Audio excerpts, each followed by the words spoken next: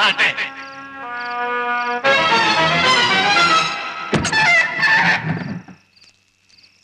കുഞ്ഞിന്റെ അച്ഛൻ മരിച്ചിട്ടൊന്നുമില്ല. അതിനകത്തെ ദേഹണ്ണപ്പരെ ചെന്ന് നോക്കിയാട്ടെ. ഉണ്ണിക്കുഞ്ഞ് മതിലകത്തെ ദേഹണ്ണപ്പരെ ചെന്ന് നോക്കിയാട്ടെ. ഈശ്വര വെള്ളച്ചേട്ടൻ മരിച്ചിട്ടൊന്നുമില്ല.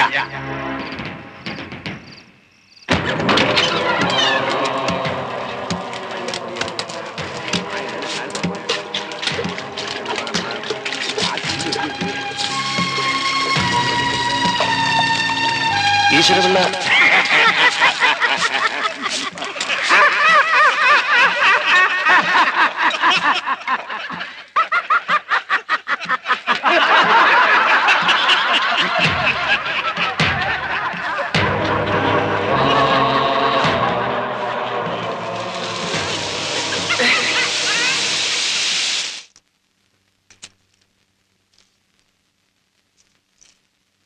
സ്വപ്നം കണ്ടത് വെറുതെ അല്ല, അത് കാണിച്ചതാ. വാര്യസാറിന് മനസ്സിലാവുന്നുണ്ടോ? പറഞ്ഞാട്ടെ. ഈ പരേതാത്മാക്കള് അവരുടെ സാന്നിധ്യം അറിയിക്കുന്നത് ചിലപ്പോ സ്വപ്നത്തിലൂടെയാണ്. അച്ഛൻ വീട് വിട്ടു പോയിട്ട് 10-15 വർഷമായി. എന്നിട്ട് ആദ്യമായിട്ടാ ഇങ്ങനൊരു സ്വപ്നം. അതാ പറഞ്ഞത്, ഒക്കെ കഴിഞ്ഞുപോയി എന്നങ്ങോട്ട് നിരൂപിക്കുക. ആത്മാവിനെ രക്ഷിക്കുന്നവനാ പുത്രൻ. ഇനി അമാന്തിക്കണ്ട, പിതൃതർപ്പണമാകാം. കർക്കിടക ഭാഗമാകുമ്പോൾ നാളും പക്കവും നോക്കേണ്ട കാര്യമില്ല. ഉണ്ണിയുടെ ജ്യേഷ്ഠനുണ്ട് രാമകൃഷ്ണൻ, ഡോക്ടറാ. മൂത്തയാളുള്ളപ്പോ കർമ്മങ്ങൾ ചെയ്യേണ്ടത്. അതിപ്പം അടയാളം കാണിച്ചത് ഇദ്ദേഹത്തിനാണല്ലോ. അതുകൊണ്ട് മൂപ്പുമുറ നോക്കേണ്ട കാര്യമില്ല, ഇവിടുന്ന് തന്നെ ചെയ്യാം. എന്നാലും അത് പോരാ, തലയിരിക്കുമ്പം വാലാടരുത്. ഡോക്ടറെയും കൂടെ കൂട്ടണം. നീ ഇങ്ങനെ അങ്ങോട്ട് പഴഞ്ചനാവാൻ തുടങ്ങിയ വലിയ കഷ്ടമാണാവേ. അതെ, എന്നെ ഓർത്ത് വിഷമിച്ച് ഇങ്ങേര് വെറുതെ ഹാർട്ടിന് കുഴപ്പമൊന്നും ഉണ്ടാക്കണ്ട. എന്റെ കൂടെ ബലിയിടാൻ വരുന്നുണ്ടോ ഇല്ലയോ അത് പറ.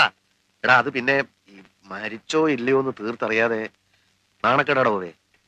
ബലിയിട്ടേച്ച് കൈയും കുടഞ്ഞ് നിനക്കങ്ങോട്ട് പോവാം. അതുപോലെ ഞാനിങ്ങോട്ട് വന്ന നിർമ്മലയുടെ രീതി നിനക്കറിയാമല്ലോ. അതുകൊണ്ട് ഞാൻ വേണ്ട, നീ തനിച്ചങ്ങ് ചെയ്താൽ മതി. അതെ, ഞാൻ സീനിയർ ഡോക്ടർ തന്നെ അല്ലെന്ന് ഞാൻ പറഞ്ഞില്ലല്ലോ. സീനിയോറിറ്റി ഒന്ന് കളയണം മിസ്റ്റർ. നിങ്ങൾ ഡ്യൂട്ടി ഡോക്ടർ അല്ലേ.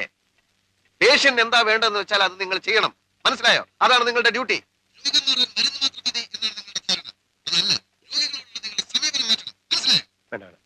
No no no no no arguments ഒന്നും വേണ്ട.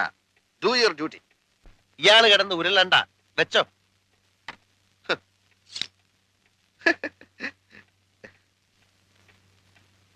തന്തയില്ലാത്തവനെന്ന് പറഞ്ഞ എന്തുവാ സാറേ? സത്യമോ തെറിയോ? വിളിക്കണ്ടായിരുന്നു, സാറ് നിർബന്ധിച്ചിട്ടാ. പോട്ടെ, നമ്മള് ചെയ്യാനും നമ്മള് ചെയ്യണം. വരുന്നില്ലെങ്കിൽ വരണ്ട, അത്രേ ഉള്ളൂ. അതിനെന്താ, അനുഭവം കണ്ടില്ലേ? ഈശ്വരൻ അറിഞ്ഞുകൊണ്ട് തന്നെയാ അവരുടെ കുഞ്ഞിനെ കൊടുക്കാത്തത്. അതൊക്കെ ഇപ്പൊ പറഞ്ഞിട്ട് തന്റെ അച്ഛനറിയാം, അതാ തന്നെ വിളിച്ചുണർത്തിയത്. അപ്പോ അതങ്ങനെ തന്നെ നടക്കട്ടെ. മരിച്ച ആളിനെ സങ്കല്പിച്ച് ഗർഭം നനച്ച ഇലയിൽ വെച്ച് 3 പ്രാവശ്യം നീര് കൊടുത്ത്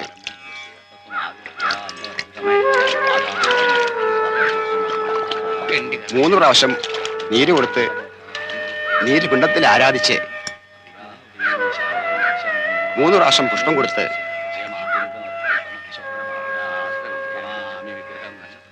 3 പ്രാവശ്യം എള്ളുമരിയും കൊടുത്ത്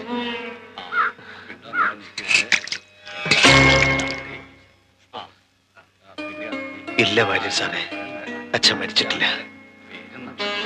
എന്റെ ഉള്ളിലുണ്ട്.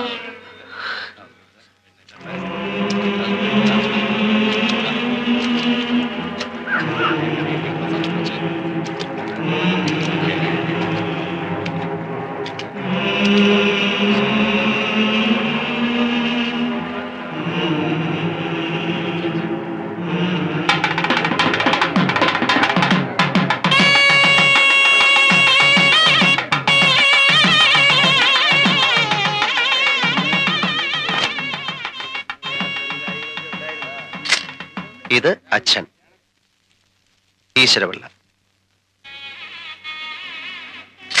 ഇത് അമ്മ ദേവകി തമ്പുരാട്ടി. പാചകക്കാരൻ ഈശ്വരപിള്ളയുടെ കൂടെ കോവിലകത്ത് നിന്ന് ഇറങ്ങിപ്പോന്നതാ. ഇതാണ് ഡോക്ടർ ജ്ഞാനൻ. അടുത്തിരിക്കുന്നത് അയാളെ വിലക്കെടുത്ത നിർമ്മല കൊച്ചമ്മയും. കല്യാണം കഴിഞ്ഞിട്ട് 4 വർഷമായി. പണത്തിനും അഹങ്കാരത്തിനും ഒരു കുറവുമില്ല. പക്ഷെ പറഞ്ഞിട്ട് എന്താ കാര്യം? ഒരു കുഞ്ഞിക്കാല് കാണാനുള്ള ഭാഗ്യമില്ല. കഷ്ടം ഞങ്ങളുടെ അമ്മയുടെ കാര്യമാണ്. പകലങ്ങ് പ്രാർത്ഥനയാ. ഇനി നടത്താൻ വഴിപാടുകളൊന്നുമില്ല. മീരയ്ക്ക് വല്ല ഐഡിയ ഉണ്ടെങ്കിൽ പറ, അമ്മ അത് ചെയ്തോളൂ. മുത്തശ്ശി പറഞ്ഞു ഞാൻ കേട്ടിട്ടുണ്ട്, മുടിയേറ്റ് നടക്കുമ്പോ ഭദ്രകാളിയോട് പ്രാർത്ഥിച്ചാ മതിയെന്ന്. മുടിയേറ്റെങ്കിൽ മുടിയേറ്റ്. പക്ഷെ അമ്മ പ്രാർത്ഥിച്ചിട്ട് എന്താ കാര്യം? ഡോക്ടർ അദ്ദേഹത്തിനും ഭാര്യയ്ക്ക് അതൊക്കെ പുച്ഛമാ. അതുകൊണ്ട് ഒരു കാര്യം ചെയ്യാം, അഡ്വാൻസ് ആയിട്ട് നമുക്ക് വേണ്ടി അങ്ങ് പ്രാർത്ഥിക്കാം. എന്താ?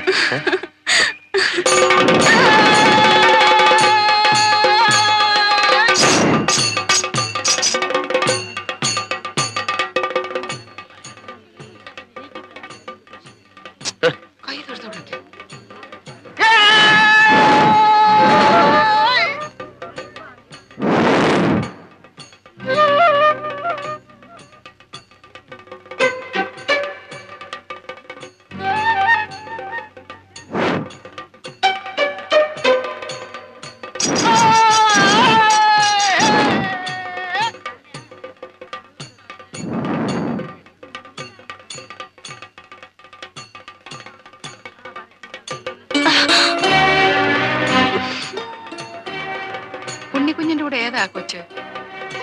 എന്തായാലും രണ്ടുപേർക്കും നല്ല ചേർച്ച ഉണ്ട് അല്ലേ ഏട്ടാ? ചുമ്മാരി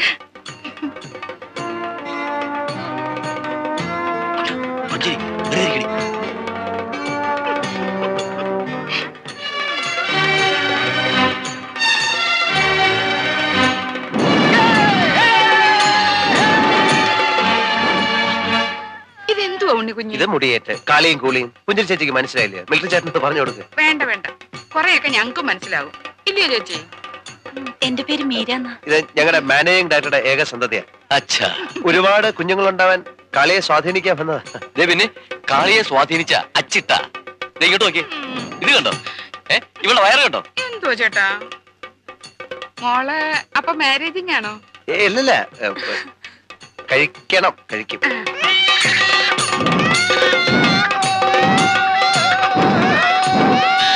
അയ്യോ, അതാ ശ്രീമന്ദിരത്തെ സരസ്വതിയാ. കല്യാണം കഴിഞ്ഞിട്ട് 10 വർഷം കഴിഞ്ഞു. ഇപ്പോഴാ കാളിയമ്മ അനുഗ്രഹിച്ചത്. എന്നാലും ആ ഡോക്ടർക്കും പെണ്ണുമ്പിളയ്ക്കൊന്ന് വരാൻ തോന്നിയില്ലല്ലോ. ദേ ചേച്ചി മനസ്സിരുത്തി ഒന്ന് പ്രാർത്ഥിക്കേ, ഒരു കുഞ്ഞിനെ തരാൻ.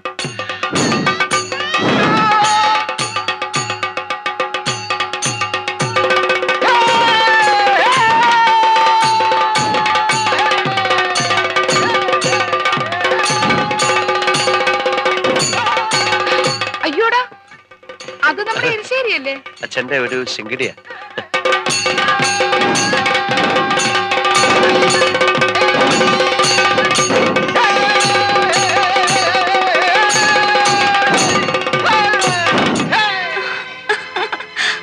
നിന്ന് ചിരിക്കാതെ ഒരുപാട് കുഞ്ഞുങ്ങളുണ്ടാവും.